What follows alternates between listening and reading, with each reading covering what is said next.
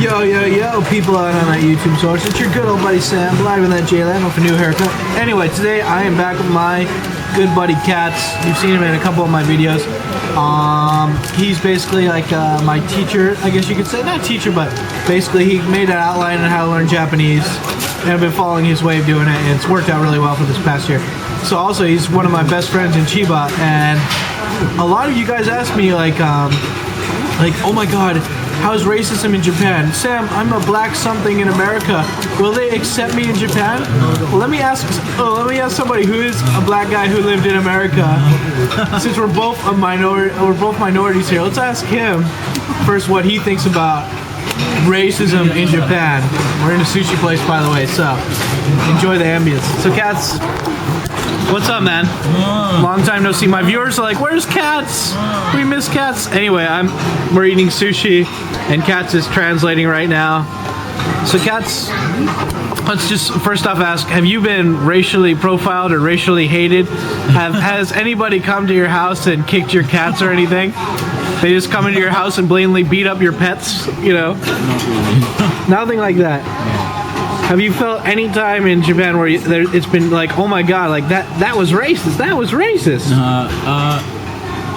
I like you know what? Only because I was looking for it. If you actually think about it a different way, it's not. You have to think about it differently. Yeah. Because if you carry that, of course, if you carry that baggage. Louder voice. Louder.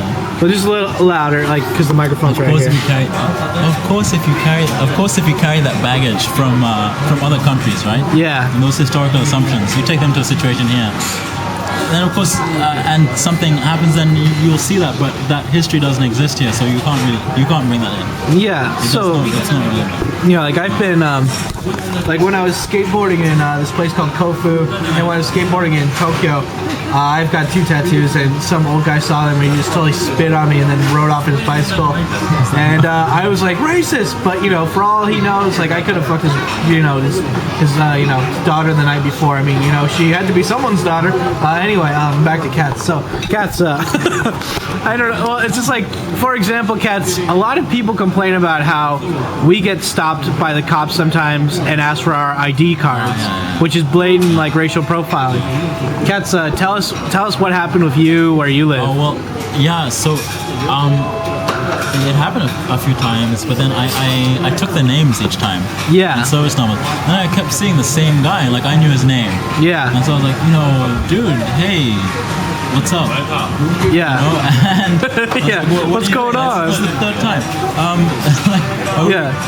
He's like, it's you. Yes, it's me. Why? Yeah. And then so they're like, no, look, come, I'm shopping right now. Look, let's walk with me. So I had them showing us, walk with me. And so we walked together. And then he's like, you know what, forget it. Yeah. I was really shocked. Like, I'm just trying to go shopping. So I called the precinct. I was like, look, so and so, this service number is stopping me, and it's this. Could he not do that? Like, it's kind of old now. Like, because I was like, the thing is, he writes it down. Like, I don't know about you, but let's discuss history. Writing was invented, so that people, even if they forgot something, could look it up again. Yeah. Why doesn't he look up his service booklet? Like, I called him, like, and then I was like, if would I even stopped if I looked Chinese? I'm just trying to live here. Like, what the heck? And so, like, I got angry at the guy. And then I was like, he's like, look, we're just trying to do a job. I was like, I know you're trying to do a job, and I'm just trying to live here, So, I speak the language, I live here, we're just trying to get stuff done, like, get something done about this. So, who do I need to talk to? And then the guy was like, I will talk to him myself. I haven't seen those people since, Yeah. So, I don't know what happened, but I think that had an effect. And I think it's important to be able to speak the language, to talk to people, not just to talk to people.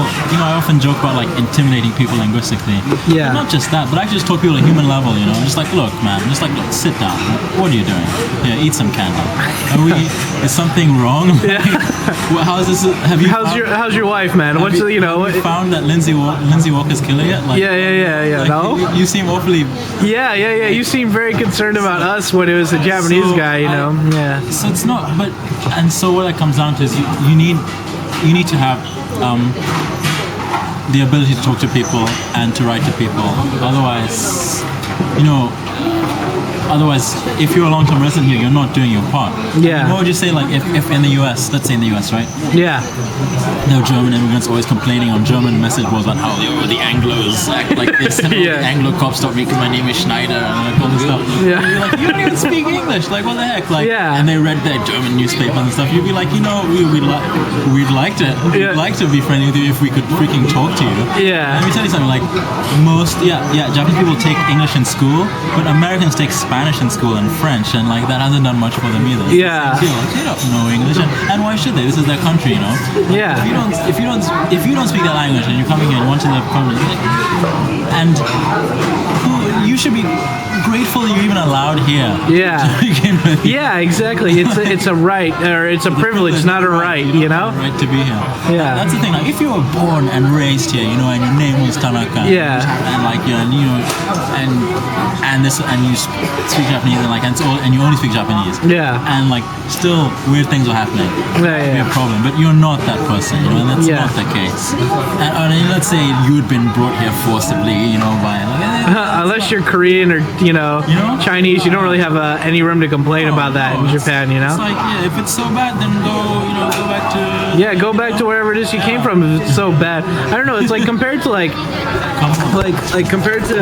compared to like other nations where it's like, dude, there's so much more like violence and like hardcore racism going on, and then it's like compared to Japan where it's all safe, you know, people are polite.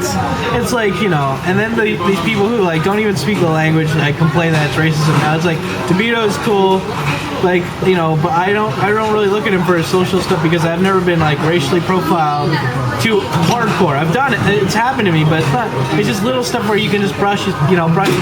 But it's like, you know, unless you go looking for it, it's not gonna really, you know, come out and smack you in the face, you know.